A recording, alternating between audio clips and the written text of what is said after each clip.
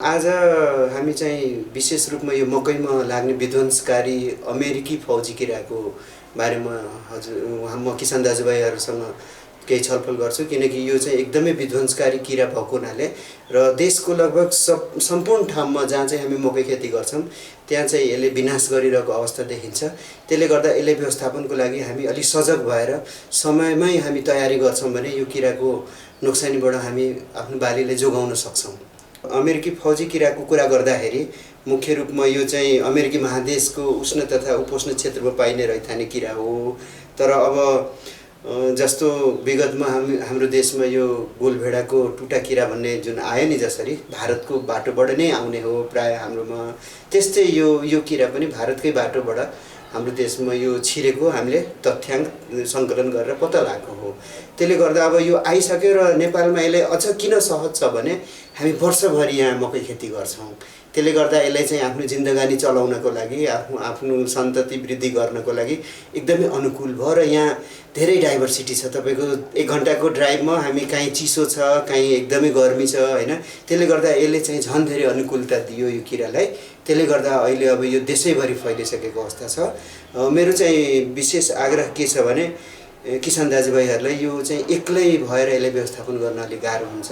त्यसले गर्दा यसले सामूहिक रूपमा हामी प्रयास गरेर, किनकि मकै खेती गर्दाखेरि अब बिघाको बिघा हामी खेती गर्छौँ तराईतिर पहाडतिर पनि हैन। त्यसले गर्दा अब 10 जना किसानले व्यवस्थापनको तरिका अपनाउनु भयो र 1 जना किसानले पनि अपनाउनु भएन भने त्यसले छोड्दैन, त्यो 10 जनाको त्यो खेतले त्यसले नोक्सानी गर्छ। त्यसले गर्दा यो हामी सामूहिक रूपमा प्रयास गरेर, अझ मेरो विशेष आग्रह हाम्रो यो जिल्लाको कृषि ज्ञान केन्द्र वा अहिले हाम्रो स्थानीय निकाय पालिकाहरूमा हुने कृषि प्राविधिकज्यूहरू हुनुहुन्छ, उहाँहरूसँग विशेष आग्रह छ कि किसानहरूलाई त्यो अनुसार हामीले ट्रेन्ड गर्नु पर्यो कि 1 जनाले गरेर यो हुँदैन। यो हामीले सामूहिक रूपमा के कसरी गरेर व्यवस्थापन गर्छौँ भने यो किराको नोक्सानीबाट हामी बच्न सक्छौँ। र अब सुरुबाट हामीले यसको व्यवस्थापन गर्ने हो भने मकै खेती गर्नुभन्दा अगाडिदेखि हामी तयारी गर्नुपर्छ। जस्तो सुरुमा हामी माटो खनजोत गर्दाखेरि नै हामीले अब प्राय काँचो गोबर मलहरू प्रयोग गर्ने भएको हुनाले त्यसमा अब यही किरा मात्रै होइन, अरू किरा पनि, खुम्रे किरा, रातो कमिला हैन, यस्ता किराहरू पनि हुन्छन् जुन तपाईँको उम्रिना साथ मकैले काटेर नोक्सानी गर्छ। त्यस पछाडि हामी त्यसमा चाहिँ राम्ररी पाकेको कम्पोस्ट मलहरू प्रयोग गरेर खेतलाई राम्ररी तयारी गरौँ। र जहाँनिर चाहिँ यो किराको प्रकोप पोहोर पनि थियो, धेरै नै नोक्सानी यसले गरेको थियो भने त्यो ठाउँमा हामीले के गर्नु भने राम्रोसँग खोस्टिने छोपिने जातको हामी छनौट गर्नुपर्छ मकैको। त्यसले चाहिँ यो किराको प्रकोपलाई अलि घटाउन सक्छ। त्यस्तै अब मकै बालीमा हामी कोसे बालीहरू पनि अन्तरबालीको रूपमा लगाउँछौँ भने त्यो कोसे बालीले गर्दा यो त्यति मन पराउँदैन, यिनीहरू रुचाउँदैन त्यहाँ फुल पार्न, त्यसलाई चाहिँ हामी कम गर्न सक्छौँ। त्यस्तै हाम्रो बिउ उपचार पनि एउटा राम्रो प्रविधि हो। जस्तो तपाईँको इमिडाक्लोप्रिड भन्ने विषादी बजारमा मजाले किन्न पाइन्छ। यो इमिडाक्लोप्रिडलाई 5 ml प्रति लिटर पानीमा राखेर त्यसमा चाहिँ कम्तीमा 10 देखि 15 मिनट बिउलाई भिजाउने क्या, त्यसमा डुबाउने, मास्कहरू लाएर ग्लोभ्सहरू लाएर हैन, जुन हामी सुरक्षाको तरिका अपनाउँछौँ त्यो सबै अपनाएर यो बिउलाई हामी त्यसमा उपचार गर्छौँ भने त्यो बिउमा त्यो विषादी सोच्छ त्यसले र त्यसले सुरक्षा दिन्छ। त्यो अलि दिनसम्म 20-21 दिनसम्म त्यसले त्यहाँ सुरक्षित बनाइराख्छ। उम्रिसके पछाडि पनि त्यहाँ फुल पार्न आउँदैन त्यो किराले। मकैको बिउलाई त्यसरी हामी उपचार गरेर अनि हामी त्यो छर्छौँ भने यो सबै सामूहिक रूपमा हामी प्रयास गर्नुपर्छ, एक्लै गरेर हुँदैन हैन। बिउ उपचार गरेपछि त्यसबाट चाहिँ किराहरूले सर्टेन टाइमसम्म हामी त्यसलाई चाहिँ त्यहाँ आउन दिनबाट रोक्न सकिन्छ। तर यही मात्रै उपचारले पुग्दैन। त्यस पछाडि हामीले के गर्नु पर्यो भने नियमित अनुगमन गर्नु पर्यो हाम्रो खेतको। जस्तो हामीले मकै खेती गरेका छौँ भने यो किरा आउँछ भन्ने हामी सोच्नुपर्छ, किनकि पोहोर पनि यसले धेरै नै नोक्सानी गरिसकेको छ। त्यसले गर्दा हामी सामूहिक रूपमा खेतको अनुगमन गर्नुपर्छ। अब हाम्रो बाली जब उम्रिसकेर अब ठुलो हुँदै जान्छ त्यति बेला अब विभिन्न तरिकाबाट अब बत्तीको पासोमा पनि किरा आउँछ हैन। त्यस्तै यसको मोहनी पासो फेरोमोन ट्र्याप भन्छौँ हामी, त्यो पनि बजारमा उपलब्ध छ, त्यसबाट पनि हामी हेर्न सक्छौँ। अर्को महत्त्वपूर्ण कुरा, पातको तल्लो भागमा यसले फुल पार्छ यसको पुतलीले, त्यो चाहिँ महत्त्वपूर्ण कुरो हो। र एउटा किरोले एक ठाउँमा 100 देखि 200 वटा फुल पारिरहेको हुन्छ क्या। त्यसलाई चाहिँ राम्ररी हामीले पहिचान गर्न सकिया छ भने त्यो त्यस्तो भागलाई हामीले त्यहाँबाट ठ्याक्क त्यो नष्ट गरिदिने क्या, त्यसले चुडेर त्यहाँबाट प्लास्टिकमा राख्ने अनि त्यसले बाहिर लगेर जलाउने वा गहिरो खाडलमा त्यसलाई पुर्दिने। त्यो चाहिँ धेरै राम्रो उपाय हो त्यो किराको जनसङ्ख्यालाई घटाउनको लागि। त्यस पछाडि अब हाम्रो बाली बढ्दै जान्छ, त्यस्तै हाम्रो अनुगमन अब सिँचाइ मलखादहरूको व्यवस्थापन गर्दै हामी अगाडि बढेपछि त्यस पछाडि अब त्यतिले मात्रै पनि पुग्दैन, सबै किरालाई हामी भेट्न पनि सक्दैनौँ होइन, सबै फुल नष्ट गर्न पनि सक्दैनौँ, सक्दो जति हामीले सक्यौँ। त्यस पछाडि अब यो किराको नोक्सानी गर्दाखेरि सुरुको अवस्थामा त्यो पेपरी विन्डो भन्छौँ हामी, त्यो एकदमै त्यो जालीदार त्यो बनाउँछ के पातमा जालिनुमा त्यो, किनकि यो किराको मसिनो लार्वाले नोक्सानी गर्छ, त्यसको मुखको भाग त्यति विकसित भइसक्यो हुँदैन त्यति बेला यसले नोक्सानी गरेपछि हरियो भागलाई नोक्सानी गर्छ र त्यो झाल जस्तै देखिन्छ, त्यो पातमा आखी झाल जस्तो देखिन्छ। त्यस्तो अवस्थामा छ भने हामीले बजारबाट अब निमजन्य विषादी हुन्छ होइन, निमबाट बनेको अब निको निम मल्टी निम यावत नामले बजारमा उपलब्ध हुन्छ, त्यसलाई चाहिँ हामीले त्यो अवस्थामा हामीले प्रयोग गर्छौँ भने त्यसले 5 ml प्रति लिटर पानीमा राखेर त्यसलाई हामी मजाले भिज्ने गरी स्प्रे गरिदिन्छौँ। बोट पनि सानै हुन्छ त्यतिखेर, त्यसले त्यसलाई कन्ट्रोल गर्छ। तर यतिले पनि मात्रै पुग्दैन, किनकि सबैले त हामीले मार्नै सक्दैनौँ। अर्को महत्त्वपूर्ण कुरा के हो भने यो किराको विभिन्न अवस्थालाई खाने मित्रजीवहरू हाम्रो खेतमा हुन्छ। आज जति पनि यो समस्या अहिले आइरहेछ नि हाम्रो किराहरूको प्रकोपको रूपमा आउन, त्यसमा हामीले बढी विषादी प्रयोग गरेर नै हो यो। किनकि विषादी प्रयोग गर्दाखेरि के हुन्छ भने त्यसले हाम्रो शत्रु किरालाई मार्छ, सँगसँगै त्योसँग जुन सम्बन्धित हाम्रो मित्रजीवहरू जुन किरालाई खाएर त्यो शाकाहारी हुँदैन, त्यो मांसाहारी हुन्छ होइन, त्यसले चाहिँ किराकै विभिन्न अवस्थाहरूलाई खाएर आफ्नो जीवन निर्वहन गर्छन्। त्यस्ता किराहरू पनि नष्ट भएर आज यस्तो किराहरूको प्रकोप हाम्रो खेतमा धेरै देखिरहेछौँ। त्यसले गर्दा चाहिँ नजिकको प्राविधिकहरूसँग सरसल्लाह गरेर हाम्रो खेतमा अब ट्राइकोग्रामा भन्ने पनि किरा छ होइन, कोटेसिया भन्ने किरा छ जुन कि यी किराहरूका विभिन्न अवस्थाहरूलाई नष्ट गर्छ।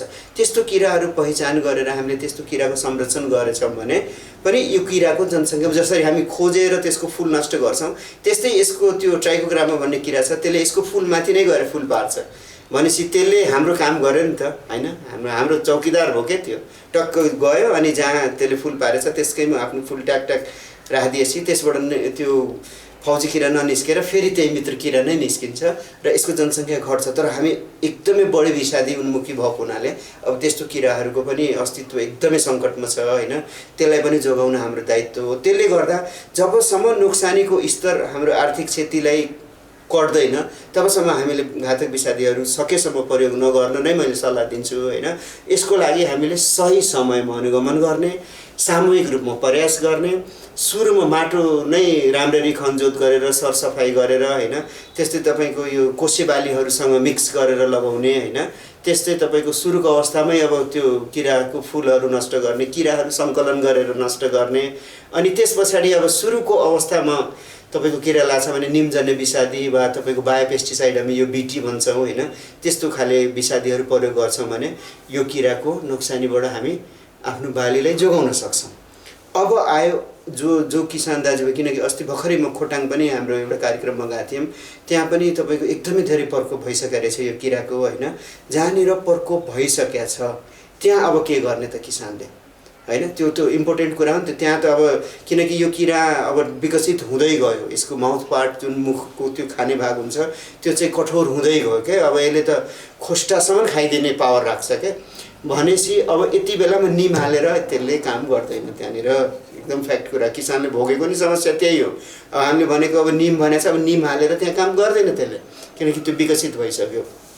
त्यस्तो अवस्थामा छ भने अहिले पनि हामीले के सल्लाह दिन्छौँ भने नजिकको प्राविधिकको तपाईँले सल्लाह लिनुहोस्, किनकि अवस्था के छ अब, किनकि धान गहुँ होइन नि त यो, फेरि एउटा गाँज मऱ्यो अर्को गाँज आएर त्यसले चाहिँ उत्पादन दिने। यो मकैको त एउटै गाँज हुन्छ होइन, एउटै स्टेममा गएर तपाईँको त्यो लाग्ने हो त्यसको बाला होइन, त्यसले गर्दा घोगा लाग्ने हो। त्यसले गर्दा के गर्नु पर्यो भने अब चाहिँ नजिकको प्राविधिकसँग सल्लाह गर्नुहुन्छ भने तपाईँको बालीको अवस्था हेरेर उसले चाहिँ छुट्याइदिनुहुन्छ कि यो चाहिँ अब अहिले विषादी हाल्दा यसले काम गर्छ कि गर्दैन होइन, नभए विषादी मात्रै हालेर पनि त भएन। त्यसरी गरेर सामूहिक रूपमा प्रयास गरेर अब विभिन्न प्रकारका विषादीहरू छन्, जस्तो इमामेक्टिन बेन्जोएट भन्ने एउटा विषादी छ होइन, यो चाहिँ तपाईँको झोलमा नि पाउँछ गेडामा नि पाउँछ होइन। अब प्राय गेडाको रूपमा बजारमा उपलब्ध छ, तपाईँको 5 ग्रामको प्याकेटमा आउँछ। यो 5 ग्रामको प्याकेटलाई 15 लिटर पानीमा लगभग मिसाएर त्यसलाई चाहिँ स्प्रे हामी बेलुका पख अनि त्यो 5-5:30 बजे पछाडि हावा नचलेको बेलामा मास्कहरू लाएर मजाले होइन जुन सुरक्षाको उपाय गर्नुपर्छ हामीले विषादी प्रयोग गर्दाखेरि त्यसरी सामूहिक रूपमा फौजी किरा हो यसलाई घेरेरै मार्नुपर्छ फौजी जस्तै कारबाही गर्नुपर्छ हामीले हाम्रो फौजीहरू सामूहिक रूपमा जसरी हिँड्नुहुन्छ नि त्यस्तै यो किरा पनि सामूहिक रूपमै हिँड्छ त्यसले गर्दा योसँग बच्नको लागि हामी सामूहिक रूपमा घेराबन्दी गर्नुपर्छ यसको घेराबन्दी गरेर अनि सबैजना किसान त्यो वरिपरिको किसान हामी जुन मकै लाछौँ सबैजना मिलेर एक टाइममा स्प्रे गर्नुपर्छ त्यसले गर्दा के हुन्छ भने यताबाट उता जान पाउँदैन जहाँ पनि विष हुन्छ होइन त्यसले गर्दा यसको पपुलेसन हामी कम गर्न सक्छौँ अब एउटै विषादी फेरि प्रयोग गरेपछि के हुन्छ भने यो किराले त्यो विषादीलाई पचाउँछ त्यसले गर्दा जहिले पनि एउटा विषादी एकचोटि प्रयोग गर्यो भने अलिकति त्यसको अल्टरनेटिभ हुन्छ नि त्योसँग वैकल्पिक मिल्दोजुल्दो त्यो चाहिँ स्पाइनोसेट भन्ने एउटा विषादी हुन्छ होइन त्यसलाई पनि 1 ml 2.5 देखि 3 लिटर पानीमा मिसाएर एकचोटि इमामेक्टिन बेन्जोएट हामीले प्रयोग गरिसक्यौँ भने अर्कोचोटि स्पाइनोसेट भन्ने विषादी सामूहिक रूपमा प्रयास गरेर हामी सबैजना मिलेर यो हामी तरिका अपनाउँछौँ भने यो किराले गर्ने नोक्सानीलाई हामी घटाउन सक्छौँ र मेरो विशेष आग्रह किसान दाजुभाइहरूसँग के छ भने सकेसम्म जहाँ चाहिँ एकदमै धेरै पर्को भइसकेको छ मकैमा पोहोर नै तपाईँले एकदमै लस यसमा उठाइसक्नु भएको छ भने त्यहाँ मकै बाली नलगाउनुहोस् किनकि फेरि यो किरा आउँछ र यो किराको क्षमता यति धेरै छ एक रातमा यसले 100 किलोमिटरभन्दा बढी ट्राभल गर्छ उडेर जान्छ क्या त्यसले गर्दा अब तपाईँले नयाँ क्षेत्र हो त्यहाँनिर अब तपाईँको मकैमा त्यस्तो किरा देखा परेको छैन भने सामूहिक रूपमा प्रयास गरेर तयारी गरेर लाउँदा भयो तर जहाँनिर एकदमै धेरै प्रकोप भइसकेको छ त्यहाँ पक्कै पनि यो लुकेर बसेको छ त्यहाँनिर किनकि मकैमा मात्रै होइन यसले अरू बाली खाद्यान्न बालीमा पनि आफूले बचाएर राख्छ पछि फेरि मकै आएपछि मकैलाई रुचाउँछ यसले त्यसले गर्दा त्यस्तो ठाउँमा मकैको ठाउँमा अहिले अब गर्मीमा अब तराईतिर खेती गर्ने हो भने मुङको खेती गर्न सकिन्छ होइन त्यस्तै हरियो मलको रूपमा ढैँचाहरू लाउन सकिन्छ त्यसले हाम्रो माटोलाई नै राम्रो बनाउँछ र एउटा त्यसको पपुलेसन ब्रेक गर्छ क्या यसले किनकि मकै हुँदै त्यहाँनिर त्यसको जनसङ्ख्या बढिसकेको छ त्यसले गर्दा यसलाई चाहिँ अरू बालीसँग हामी रिप्लेस गरिदिन्छौँ भने यसको जनसङ्ख्यालाई हामी घटाएर फेरि अर्को साल हामी फेरि मकैतिर जान्छौँ भने त्यो चाहिँ उचित देखिन्छ किसान दाजुभाइहरूले त्यस्तो गर्दाखेरि आर्थिक क्षति धेरै बेहोर्नु पर्दैन जस्तो लाग्छ मलाई एउटै बाली तपाईँले कन्टिन्यू लाउनुहुन्छ भने त्यसमा लाग्ने रोग त्यसमा लाग्ने किरा त्यसले झन् मौका पायो नि त नोक्सानी गर्ने र हामीले जुन विषादीहरू प्रयोग गर्छौँ त्यसलाई पनि पचाउँछ त्यसले यो 100 किलोमिटर एक रातमा चाहिँ ट्राभल गर्छ भने जुन कुरो छ हजुर